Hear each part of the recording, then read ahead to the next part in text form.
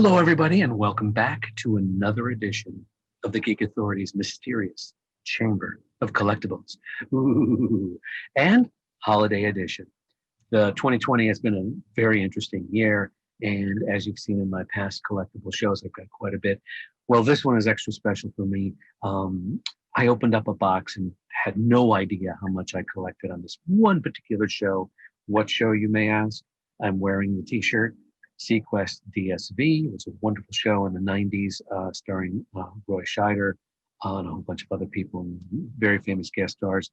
I'm wearing my UEO hat, United Earth Organization, which is about the submarine that went under and pretty much protected planet Earth and environments and sea life and all kinds of things and people in trouble and whatnot.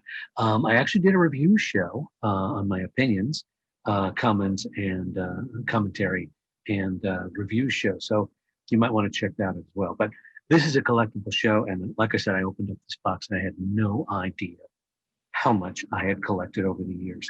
And it's been a while. Most of this stuff is no longer produced, maybe 30 years old, some of it. But I opened up the box and said, I want to show you how you can collect on one particular show. Sure, there's Star Trek and all kinds of Star Wars and everything like that. But here's one show that lasted 3 seasons. I really love the first season, like the second season, not so much on the third, but it was okay. But here we go. Are you ready? I'm going to start with action figures. Well, Sequest is a variety of characters, one of which is a dolphin. His name was Darwin, and this is the Darwin action figure.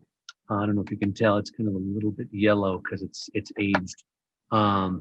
Each figure had a serial number, so this was a big thing with Star Trek figures too, where they number everything, and the lower the edition, I guess the more value they had. But I don't know.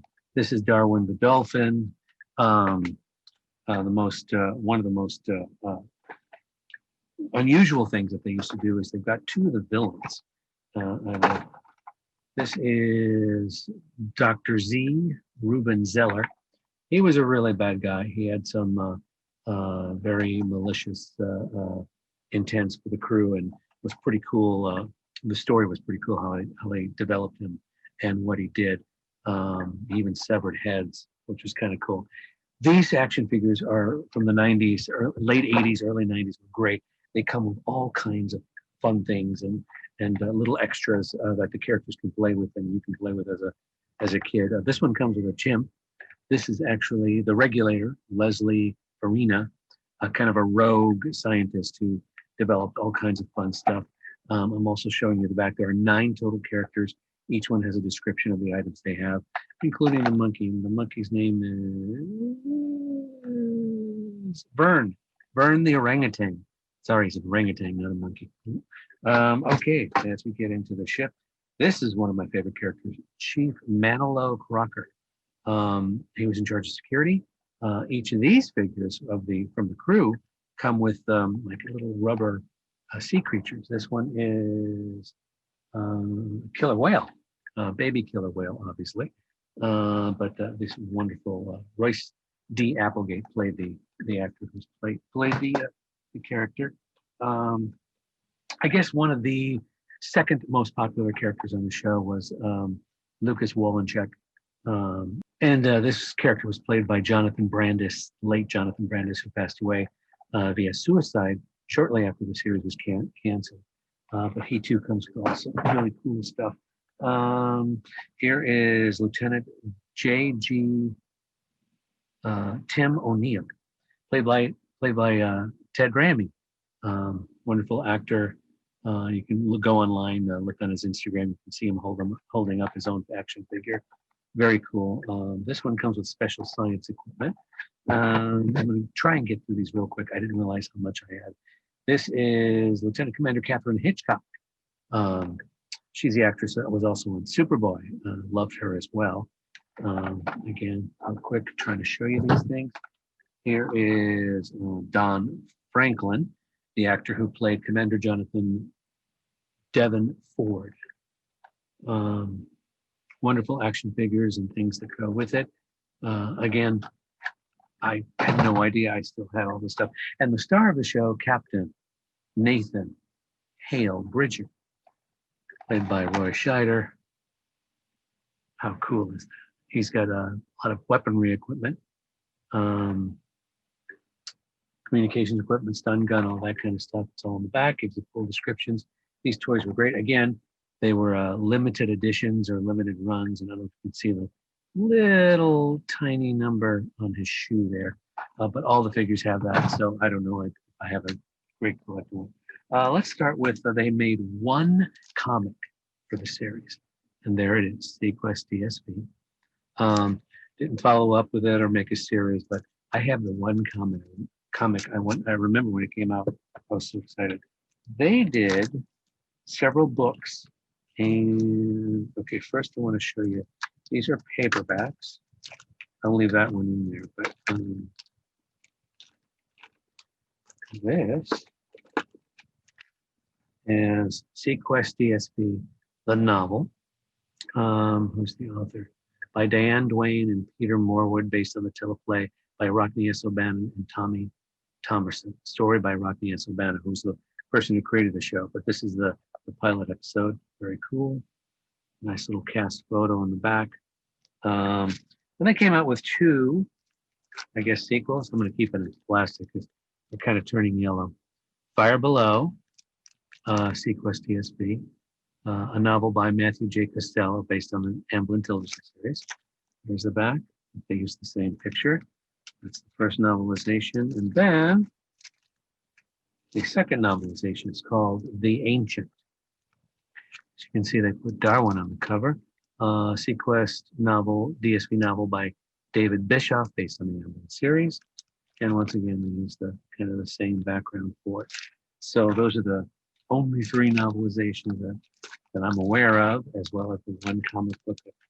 It's so cool when I open this box up. Oh, here's the hardcover edition. For some reason I needed a softbound and a hardbound. Beneath the surface lies the future. That was their major tagline. Overseas, I wonder if they changed the cover or whatever. This is the pilot again from the novel, and back of the book. Very cool. It's got the dust cover. When books used to have dust covers, remember those? Still does. Ooh, I love it. I love it. I love it. Okay. Also, when the series came out, there were several people producing all kinds of fun stuff. In Skybox, I have an original Skybox. Did the cards for trading cards. This is still sealed. I haven't opened it. I don't know how old it is. A little rusty. But I'll show you the sides real quick, in case you want to freeze frame and look at that stuff. But there's Roy. That's a good picture. Anyway, but I had one box that I didn't even touch, which I don't know, it used to be a thing back then. But then I did open a box and keep this in my little container here, my own little storage thing. Here are the actual cards. I don't know, I just want to take a couple out and show you. But, these are the actual Skybox cards. Look at the quality. Whoops. Very glossy, very sharp color. There's Darwin. Stephanie Beacham. She was fun. Anyway, I want to go through. Oh, and all the cards have information on the back. That's the Darwin card. See it? So, and let me show you one more back of Nathan Bridger. So, something new and different on each card.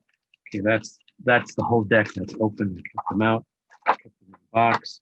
Then it was real big back in the 90s for the Sega and Genesis and Super Nintendo systems. Remember those? Yep. Well, there were game versions of Sequest back then.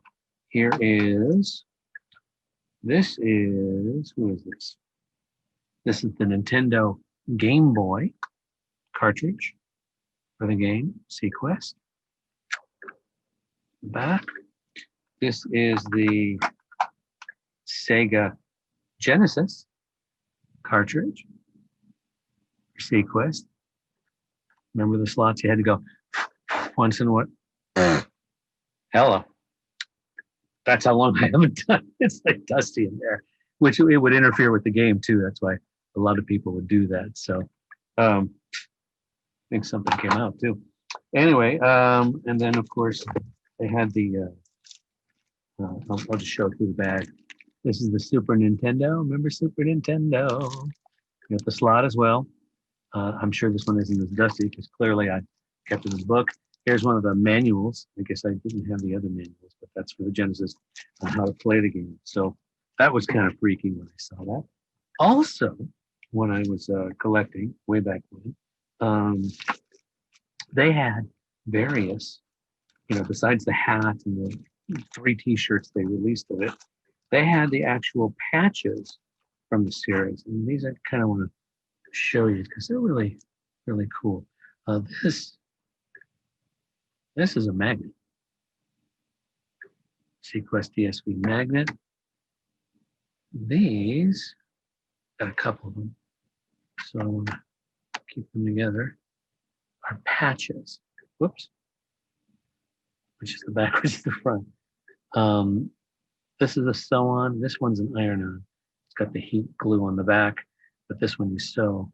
But these are the patches they wore in their uniforms. If you check out the action figures as well as check out my other review, commentary, opinion show, and you'll see more information. This is the rank insignia. How cool is that? So apparently they were making all of these. Those particular ones go on the collar. These are the ones that go on the shoulders for the various ranks. There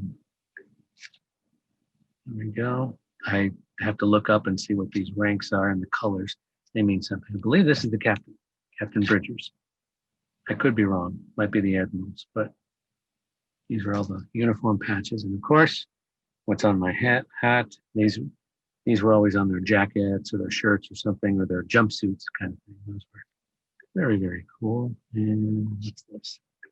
Oh, DSV vinyl stickers. So, yeah.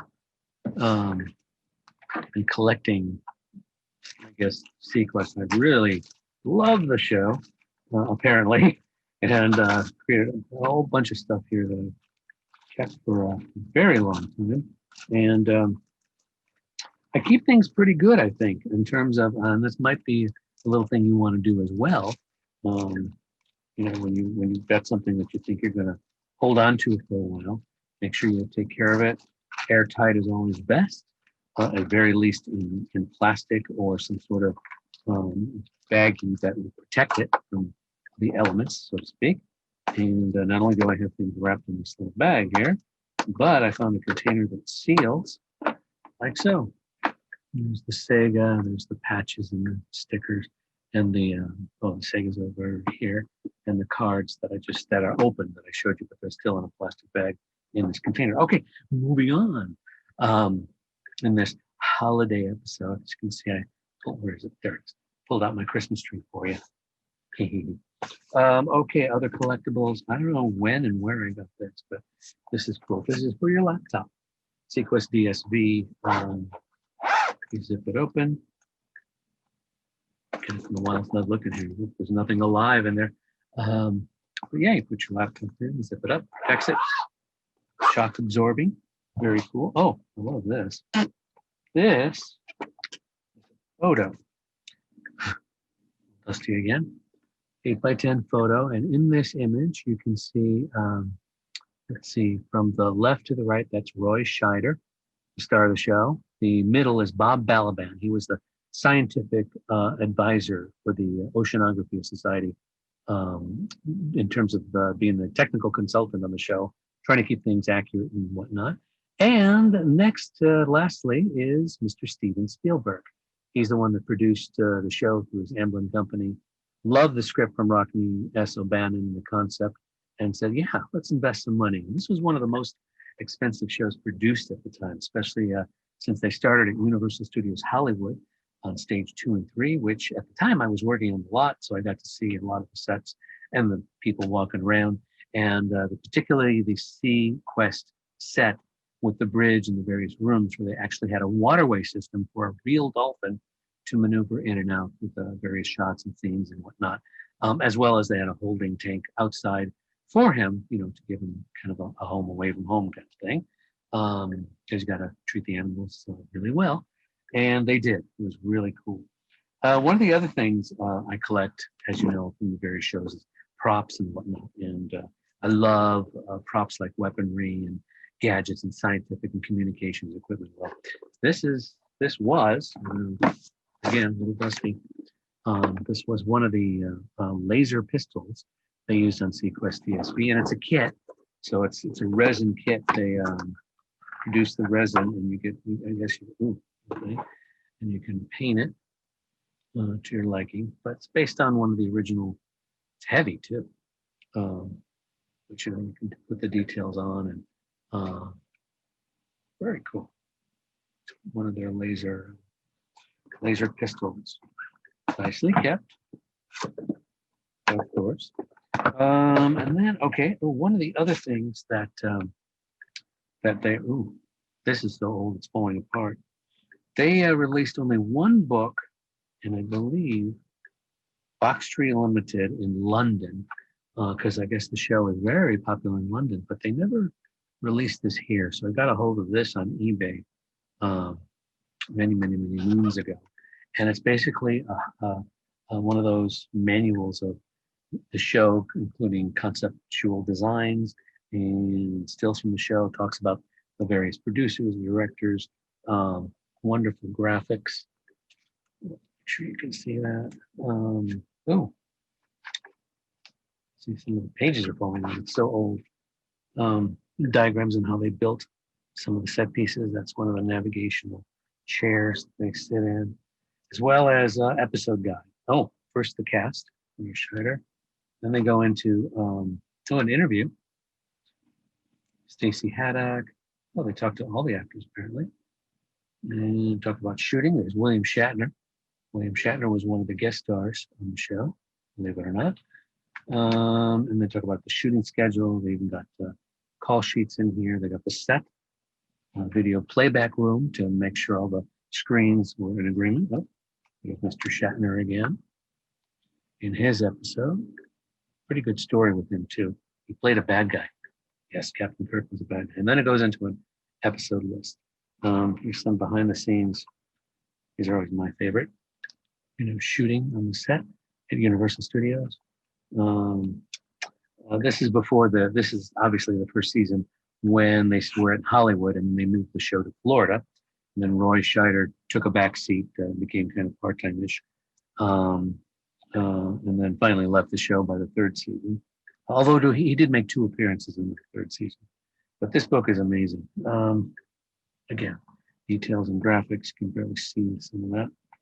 The artwork and creating some of the ships that were used in the series.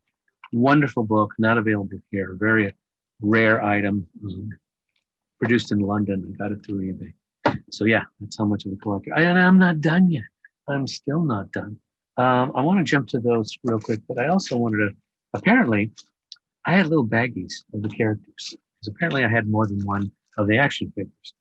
And what I want to do is just want to show you the quality of the action figures in the 90s. When they were doing all the Star Trek and Star Wars figures, how well they put a lot of thought and time into them to make them high quality. So here is Captain Bridger, Captain Nathan Bridger. I want to give you an idea of all the detail there. Better focus. Uniform. See the rank on the shoulder. And the UEO. In fact, everything, all the patches I showed you. And then here's Darwin. Gotta love Darwin. The dolphin. Now they didn't put the number on him. I wonder where they put him. Now, the nice thing about dolphin is if I squeeze his fins, his mouth opens. On a good angle, you can see that. Anyway, that's what he does. So those are very cool. Now, finally, the last thing I want to show you, how much of a crazy collector I am, is the model kits. You gotta love the model kits. They had some great ships in there. What's funny is they didn't do the ships. They did Darwin. They called him Ensign Darwin. Now, I have a rubber band on it, which looks kind of old and scraggly. But from the side, actually, you know what? Why don't I just show you? The rubber band doesn't break because it's so old. Oh wow, it's turning yellow. Here's the instructions. How to, if you've ever built a model kit, they usually come with instructions,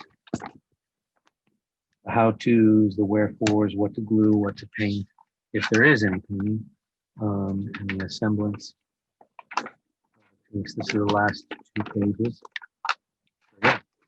Never seen a novel, a model. They're pretty cool. Ooh, he comes with stickers, which apparently I put in a plastic bag to keep protected. And then, of course, if you've never seen an open model, there's the model itself. You can see Darwin in there. There's kind of like the splashes for his setup, different pieces, all nicely kept by yours truly, because I just love to keep things in pristine condition if you can. That makes them durable and they last longer. So that was one of the model kits for Darwin, one of 4. The second one I'm going to show you is called the Deep Ocean Transport. This would carry like 8 to 10 people underwater. Oh, by the way, let me show you the sides of the box so you can kind of see the model in Darwin. There. No, I'll skip that because I'm going to show you the other ones. Okay, this is the Deep Ocean Transport, which is really cool. There it is. Kind of opens up on the top. That's what people said. Or it can carry people, or it can carry underwater discoveries, or rock formations, that kind of thing. That was the second model. The third is something called the Stinger, which Wallencheck, the kid on the show, kind of helped develop. Kind of a one-man, super fast submersible. It travels really, really fast. It's not designed for war or attack or anything, just transport. And in fact, it was invented for the story for a contest, a speed contest they were doing. It's there so you can see it. Same on the other side. But yeah, this one's open too. Let's take a quick peek since I haven't seen these in a while. Again, every model kit comes with a monogram. Company who made these. The Stinger, the back, bit of information on what to glue, what to paint. Again, if you've never seen model kit before, it might be a little interesting in how they work the parts and pieces. Looks like this too. Had stickers and decals. And then, oh, this one's out of the bag. So apparently I made an attempt to start on this one. But I put, the headless cockpit. Oh, there's a head somewhere. Anyway, here's the cockpit with the headless driver. Kind of creepy. Usually you have to separate all the pieces and parts, and then you do your painting before you start assembling. If you do painting, some people don't paint. And then of course here's the Stinger itself, one side of it. So pretty cool.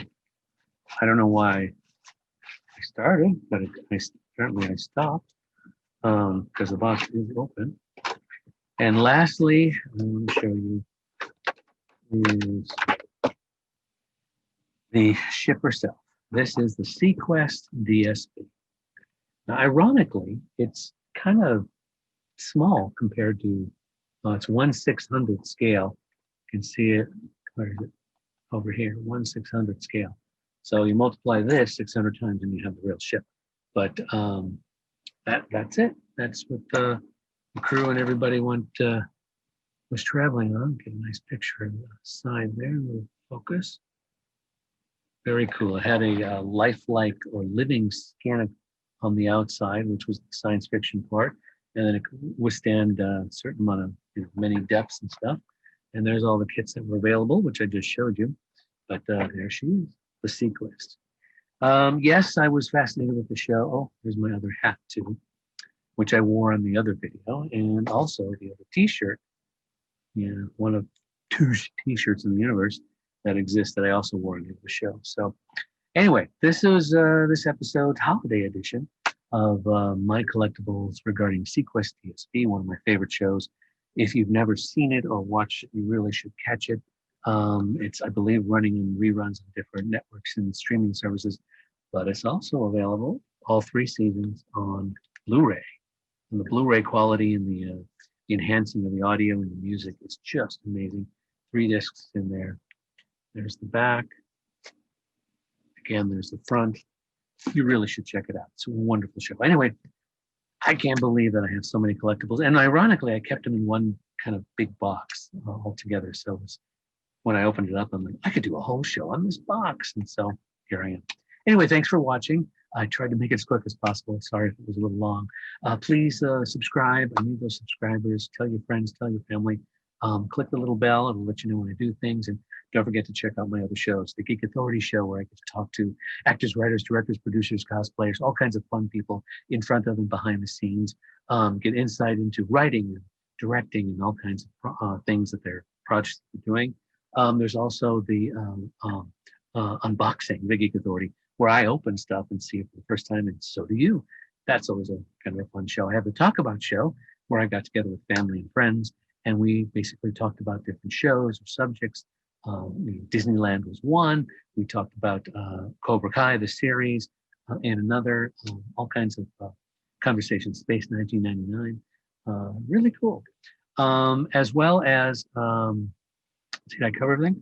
I got the Chamber of Collectibles, got the Geek Authority Show.